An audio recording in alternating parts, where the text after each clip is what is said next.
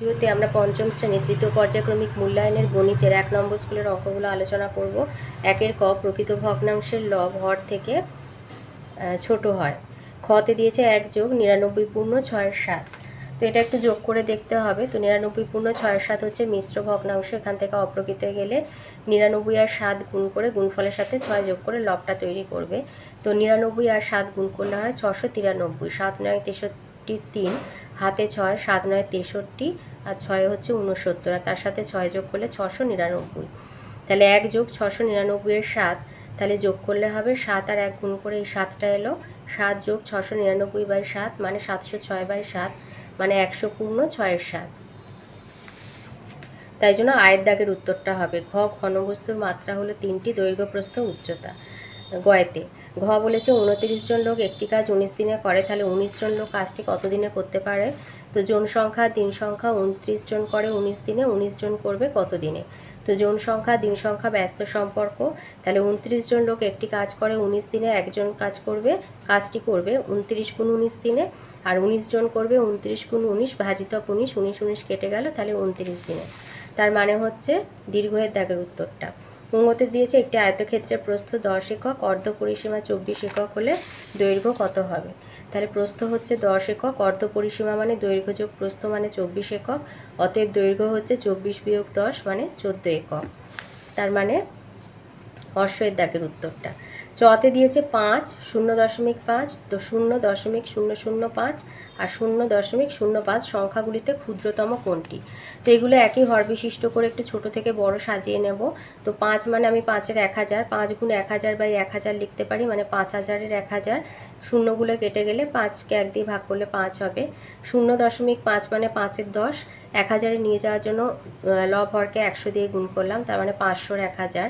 0.005 মানে 5-এর 1000, যেহেতু 1000ই আছে নিজে হরে, তাই 1 দিয়ে গুণ করলাম 5-এর 1000। আর 0.05 মানে 5-এর 100, 1000-এ নিয়ে যাওয়ার জন্য লব আর হরকে 10 দিয়ে গুণ করলাম, মানে 50-এর 1000।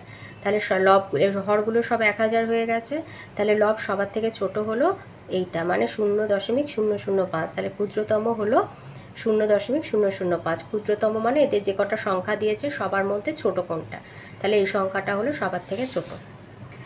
6 বলেছে একটি ফাঁপা চোঙের তল সংখ্যা হবে 3টি, উত্তরে 4টি আছে, 4টি হবে না।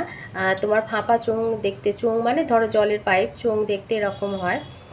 তো এইটা হচ্ছে এটা হলো বক্রতল হয়, গাটা বক্রতল হয়, আর এইটা সমতল, ওপরটা সমতল আর নিচেরটা সমতল।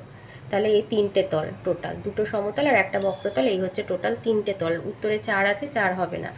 বর্গিঞ্জা বলেছে 1 ডজন, 1 ডজন মানে 12টা ডিমের দাম 90 টাকা হলে একটা ডিমের দাম কত? তাহলে এটা একটু ছকে লিখে নেবে, ডিমের সংখ্যা এবং দাম। তাহলে লিখবে যে 1 ডজন মানে 12টি, তাহলে 12টা ডিমের দাম 90 টাকা, একটা ডিমের দাম কত? 12টা ডিমের দাম 90 টাকা হলে একটা ডিমের দাম 90কে 12 দিয়ে ভাগ করবে, মানে ওই 7 টাকা 50 পয়সা হবে।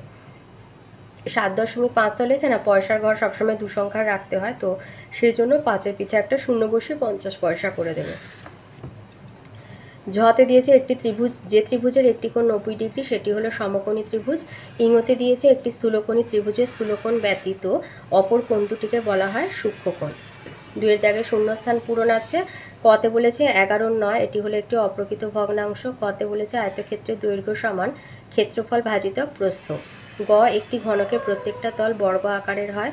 ঘ সমবাহু ত্রিভুজের প্রত্যেকটা কোণের মান হচ্ছে, সরি এটা 90 হবে না, সমবাহু ত্রিভুজ 60 ডিগ্রি। এটা সমবাহু ত্রিভুজের হবে, সমবাহু ত্রিভুজের প্রত্যেকটা কোণের মান 60 ডিগ্রি। উঙ্গতে বলেছে সমকোণী ত্রিভুজের 90 ডিগ্রি কোণের বিপরীত বাহুর নাম হবে অতিভুজ। চ বলেছে সেটা একটু বলে দিই, সমকোণী ত্রিভুজ ধরো এরকম হয়, এটা 90 ডিগ্রি যদি হয়, তাহলে এই বাহুটার নাম হচ্ছে অতিভুজ। ধরো ABC নাম দিলাম, তাহলে এইটা হচ্ছে অতিভুজ। সমকোণী ত্রিভুজের এটা বৃহত্তম বাহু হয়। চতে দিয়েছে কাজের পরিমাণ অপরিবর্তিত থাকলে লোক সংখ্যা দিন সংখ্যার মধ্যে ব্যস্ত সম্পর্ক। 3-এর কতে বলেছে 3 অঙ্কের ক্ষুদ্রতম সংখ্যার বর্গমূল কত? তাহলে আগে জানতে হবে 3 অঙ্কের ক্ষুদ্রতম সংখ্যাটা কত। 3 অঙ্কের ক্ষুদ্রতম সংখ্যা হচ্ছে 100। তাহলে 100-এর বর্গমূল করব, তাহলে 100 এরকম এটাকে বর্গমূলের চিহ্ন দেবে, দিয়ে 100 লিখবে। 100 মানে 10 10-এ 100। তো বর্গের একটা নামতা হয়, যেমন 2 2 4, 3 3 9, 4 4 16, 5 5 25, 6 6 36, 7 7 49, 8 8 64, 9 9 81, 10 10 100। তো এইগুলো একটু মুখস্থ করে রাখলে তাহলে পরীক্ষার সময় তাড়াতাড়ি হয়ে যায়। তাই 10 10 100, তো এই এটা জোড়া মানে দুটো 10 আছে, তো সেখান থেকে একটা বেরোলো। তাহলে 100 বর্গমূল হলো 10, মানে 10 স্কোয়ার হবে 100, স্কোয়ার মানে হচ্ছে বর্গ। খতে দিয়েছে দশমিক ভগ্নাংশে এই সংখ্যাটাকে দশমিক ভগ্নাংশে নিয়ে গিয়ে যোগ করে, দশমিক ভগ্নাংশে নিয়ে গিয়ে আর কি বলতে হবে কত। তো এইভাবে তাহলে 200 এটা পূর্ণ সংখ্যা, 7-এর 10কে দশমিকে নিয়ে গেলে 0.7, আর 2-এর 100কে নিয়ে গেলে হয় 0.02। তো এবারে যদি যোগ করার অসুবিধা হয় তাহলে এইভাবে বসিয়ে যোগ করে নেবে। তাহলে 200.72 মানে 200 পূর্ণ 72-এর 100। তো এটাকে কাটাকুটি করলে হবে 200 পূর্ণ 18-এর 25, এটাকে তোমার 4 দিয়ে কেটে দিলাম, 4 8 এবং 72, 4 25 100, 18 200 পূর্ণ 18 25।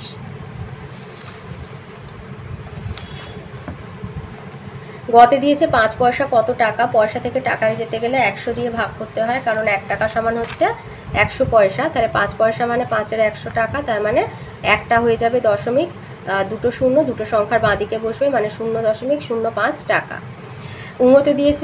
ঘতে দিয়েছে একতল বিশিষ্ট ঘনবস্তুর উদাহরণ দাও, মানে একটা তল দ্বারা গঠিত ঘনবস্তু হলো ফুটবল। উঙতে আছে 5 সেমি, 2 সেমি আর 8 সেমি দৈর্ঘ্য বিশিষ্ট ত্রিভুজ অঙ্কন সম্ভব কিনা যুক্তি দাও। তাহলে আমরা জানি ত্রিভুজের যে কোনো ক্ষুদ্রতম বাহু দুটির যোগফল তৃতীয় বাহু অপেক্ষা বৃহত্তম হতে হবে। তাহলে এখানে যে 3খানা বাহু দিয়েছে, ক্ষুদ্রতম হচ্ছে 5 আর 2, সেই যোগ করলে হচ্ছে 7 সেমি। তৃতীয় বাহু 8 সেমির থেকে ছোট, 7 সেমি লেস দ্যান 8 সেমি, সুতরাং ত্রিভুজ আঁকা সম্ভব নয়। চতে দিয়েছে 999 বিয়োগ 1 পূর্ণ 2/3 মান কত। তাহলে 999 বিয়োগ 1 পূর্ণ 2/3 মানে 5/3। এবার 999কে 3 দিয়ে গুণ করলে হয় 3 9 27, হাতে 2 28 29 9 হাতে 2 3 9 27 28 29। তাহলে 2997 বিয়োগ 5/3, তো বিয়োগ করলে 2992/3 ভাগ করলে 997 পূর্ণ 1/3। ছতে দিয়েছে 1 কিলোমিটার পার ঘন্টাকে 1 মিটার পার সেকেন্ডে প্রকাশ করো। তাহলে 1 ঘন্টায় যাচ্ছে 1 কিলোমিটার, 1 ঘন্টা মানে হচ্ছে 3600 সেকেন্ড। 1 ঘন্টা সমান 3600 সেকেন্ড। 3600 সেকেন্ডে যাচ্ছে 1 কিলোমিটার মানে 1000 মিটার। তাহলে 1 সেকেন্ডে যাচ্ছে 1000-এ 3600 মানে 5-এর 18 মিটার। তাহলে উত্তর হবে 5-এর 18 মিটার পার সেকেন্ড। বর্গিন যতে বলেছে একটি সূক্ষ্মকোণের উদাহরণ দাও। 60 ডিগ্রি। তোমার 1 ডিগ্রি থেকে শুরু করে 89 পর্যন্ত সবই হচ্ছে সূক্ষ্মকোণ। আমি 60 ডিগ্রিটা দিয়েছি, তোমরা অন্যও দিতে পারো। ঝতে দিয়েছে বাহু এবং কোণের সাপেক্ষে এবিসি ত্রিভুজটির নাম কি। যেহেতু এই কোণটা 110 মানে স্থূলকোণ, তাহলে কোণ ভেদে হবে স্থূলকোণী ত্রিভুজ, বাহু ভেদে হবে বিষম বাহু ত্রিভুজ। ইংতে দিয়েছে একটি ত্রিভুজের অন্তঃকোণগুলোর সমষ্টি কত সরলকোণ। 1 সরলকোণ। 4-এর দাগে আসি। 4-এর কতে দিয়েছে 2 পূর্ণ 5-এর 11 মিটার লম্বা দড়ি থেকে যদি 1 পূর্ণ 2-এর 3 মিটার দড়ি কেটে নেওয়া হয় কতটুকু দড়ি বাকি থাকবে। তো বিয়োগ করে দেবে। তাহলে মোট দড়ির দৈর্ঘ্য হচ্ছে 2 পূর্ণ 5-এর 11, সেখান থেকে 1 পূর্ণ 2-এর 3 কেটে নেওয়া হচ্ছে। তাহলে দড়ি বাকি থাকবে 2 পূর্ণ 5-এর 11 বিয়োগ 1 পূর্ণ 2-এর 3। তাহলে 2 পূর্ণ 5-এর 11 মানে 11 দুগুণে 22, 5-এ 27, 27-এর 11 আর 3 1-এ 3, 5-এর 3, 11 আর 3-এর লসাগু হচ্ছে 33। তাহলে 33কে 11 দিয়ে ভাগ করলে 3, 3 27-এ 81, আর 33কে 3 দিয়ে ভাগ করলে 11, 5 11 55, বিয়োগ করলে 26-এ 33 মিটার দড়ি পড়ে থাকবে বা বাকি থাকবে। খতে বলেছে একটি আয়তক্ষেত্রের ক্ষেত্রফল 240 বর্গমিটার, আয়তক্ষেত্রটির প্রস্থ 10 মিটার হলে পরিসীমা কত। তাহলে পরিসীমা বার করতে গেলে তোমার দৈর্ঘ্য বার করতে হবে। তাহলে ক্ষেত্রফল বলে দিয়েছে, প্রস্থ বলে দিয়েছে, দৈর্ঘ্য কী করে বার করব। ক্ষেত্রফলকে প্রস্থ দিয়ে ভাগ করে দেবে। তাই 240 ভাজিতক 10 মানে 24 মিটার।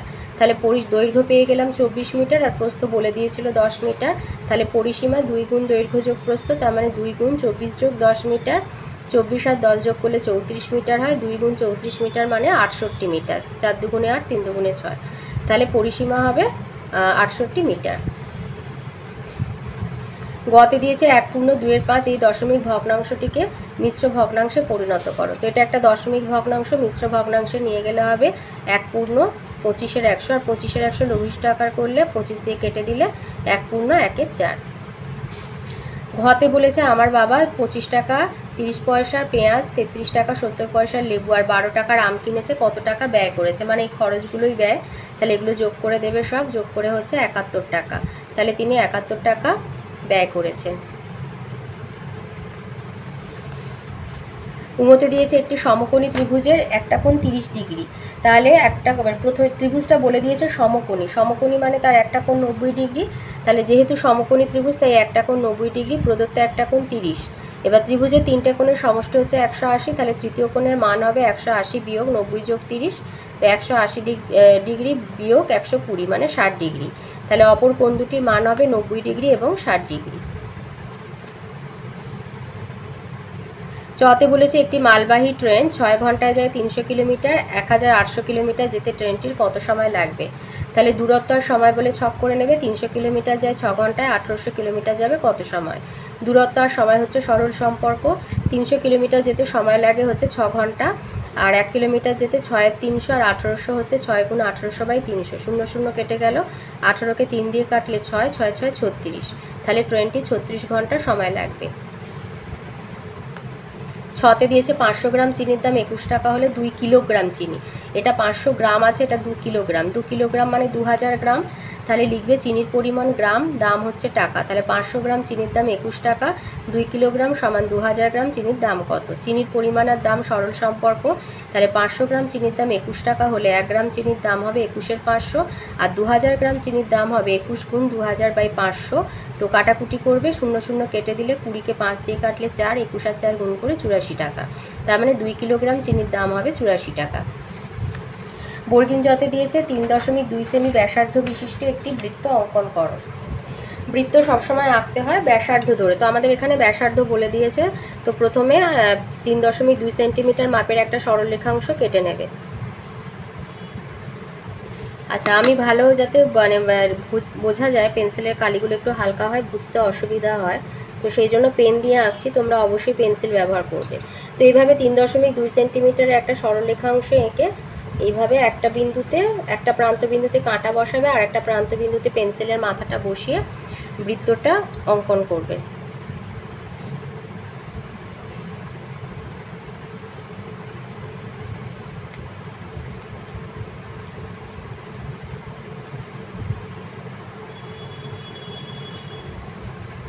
এইভাবে অঙ্কন করবে। এটা একটু সরে গেছে, নড়ে গেল, তোমরা একটু ঠিক করে করবে। এখানে নাম দেবে ও, এটা নাম দেবে এ, ও এ লিখে দেবে, পাশে হচ্ছে এটা নিচে লিখে দেবে বৃত্ত, আর ও এর সমান ব্যাসার্ধ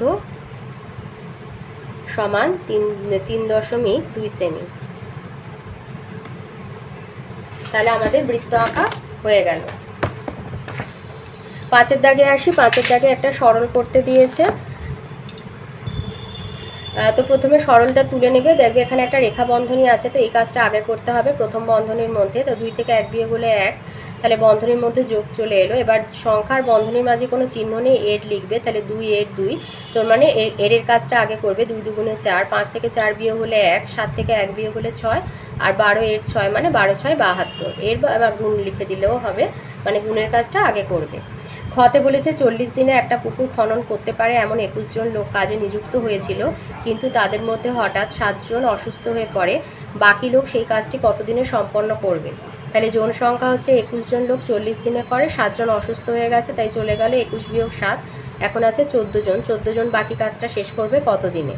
জন সংখ্যা দিন সংখ্যা ব্যস্ত সম্পর্ক। তাহলে 21 জন লোক একটি পুকুর খনন করে 40 দিনে, একজন লোক পুকুরটি খনন করবে 40 গুণ 21, আর 14 জন লোক পুকুরটি খনন করবে 40 গুণ 21/14। তাহলে 21 আর 14, 7 দিয়ে কাটলে 3, এখানে 2, আর 40কে 2 দিয়ে কাটলে 20, 20 আর 3 হচ্ছে 60। তাহলে সেই কাজটি 14 জন লোক 60 দিনে সম্পন্ন করতে পারবে। গতে বলেছে 7 জন লোক 12 দিনে 4200 টাকা উপার্জন করতে পারে, 4 জন লোক 9 দিনে কত টাকা উপার্জন করতে পারবে। তাহলে জন সংখ্যা দিন সংখ্যা এবং আয়। 7 জন লোক 12 দিনে আয় করে 4200 টাকা, 4 জন লোক 9 দিনে কত টাকা আয় করবে। জন সংখ্যা এবং আয় সরল সম্পর্ক, আর দিন সংখ্যা ও আয় সরল সম্পর্ক। তাহলে 7 জন লোক 12 দিনে আয় করে 4200 টাকা, একজন লোক 12 দিনে তার থেকে কম আয় করবে, তাই 4200/7। আবার একজন লোক 12 দিনে যা আয় করবে, একজন লোক 1 দিনে কম আয় করবে, তাই 4200/7 গুণ 12। এবার একজন লোক একদিনে যদি এই টাকাটা আয় করে, সেখানে যদি 4 জন লোক আসে বেশি টাকা আয় করবে একদিনে, তাই 4200 গুণ 4/7 গুণ 12। আবার 4 জন লোক একদিনে যদি এই টাকাটা আয় করে, সেখানে যদি 9 দিন তারা কাজ করে আরও বেশি টাকা আয় করবে, তাই 4200 গুণ 4 গুণ 9/7 গুণ 12। তাহলে এবারে 4 আর 12 কেটে 3 পেলে, 9কে 3 দিয়ে কাটলে 3 পেলে, আর 4200কে 4200কে 7 দিয়ে কেটে 600, 600 আর 3 গুণ করে 1800 টাকা। তাহলে 4 জন লোক 9 দিনে 1800 টাকা উপার্জন করতে পারবে। ঘতে বলেছে এবিসি একটা ত্রিভুজ অঙ্কন করে এর কোণগুলো পরিমাপ নির্ণয় করে এবং তাদের সমষ্টি কত। এমনি ত্রিভুজের কোণের সমষ্টি হয় 180 ডিগ্রি। এবার একটা ত্রিভুজ অঙ্কন করবে, করে কোণগুলোর মাপ নিয়ে নেবে। তো সমবাহু ত্রিভুজ অঙ্কন করবে, সমবাহু ত্রিভুজের প্রতিটা কোণের মান হয় 60 ডিগ্রি, তাহলে অসুবিধা হবে না। প্রত্যেকটা বাহু তুমি 3 সেন্টিমিটার নিয়ে নেবে, 3 সেন্টিমিটার করে নিয়ে ত্রিভুজটা অঙ্কন করে নেবে, আর প্রতিটা কোণের মান লিখে দেবে 60 ডিগ্রি। 3টে 60 যোগ করলে 180 ডিগ্রি হবে। আচ্ছা, উন্নতে একটা চিত্রলেখ দিয়েছে। তো এখানে একটা চিত্র সমান হচ্ছে 10 জন ছাত্র। তো প্রথম শ্রেণীতে হচ্ছে 40 জন ছাত্র অঙ্কে পাশ করেছে। দ্বিতীয় শ্রেণীতে এটার মানে হাফ, 10-এর হাফ মানে 5, তাহলে 40 5-এ 45 জন। তৃতীয় শ্রেণীতে 30 জন। চতুর্থ শ্রেণীতে হচ্ছে 25 জন। আর পঞ্চম শ্রেণীতে হচ্ছে 50 জন ছাত্র অঙ্কে পাশ করেছে। তাহলে ওপরের ছবি থেকে নিম্নলিখিত প্রশ্নের উত্তর দাও। অতে বলেছে কোন শ্রেণীর ছাত্ররা বেশি সংখ্যায় পাশ করেছে, কতজন। দ্বিতীয় শ্রেণীর, পঞ্চম শ্রেণী হবে, পঞ্চম শ্রেণীর ছাত্ররা পাশ করেছে সংখ্যায় 50 জন। কোন শ্রেণীর ছাত্ররা কম সংখ্যায় পাশ করেছে, চতুর্থ শ্রেণী 25 জন। হর্ষইতে দিয়েছে তৃতীয় শ্রেণীর কত সংখ্যক ছাত্র পাশ করেছে, 30 জন। আর প্রথম আর পঞ্চম শ্রেণীর পাশ করা ছাত্র সংখ্যার পার্থক্য, প্রথম শ্রেণীতে পাশ করেছে 40, পঞ্চমে পাশ করেছে 50, তাহলে 50 বিয়োগ 40, পার্থক্য হচ্ছে 10 জন। চতে দিয়েছে একটি হোস্টেলে 30 জন ছাত্রের 12 দিনের খাবার মজুদ ছিল, কিন্তু তারপর আরও 6 জন ছাত্র ভর্তি হলে তাদের সেই পরিমাণ খাবারে কতদিন চলবে। তাহলে জন সংখ্যা দিন সংখ্যা করবে। 30 জন ছাত্রের জন্য 12 দিনের খাবার মজুদ ছিল, আরও 6 জন এলো, তার মানে এখন হয়েছে 36 জন। তাহলে জন সংখ্যা দিন সংখ্যা ব্যস্ত সম্পর্ক।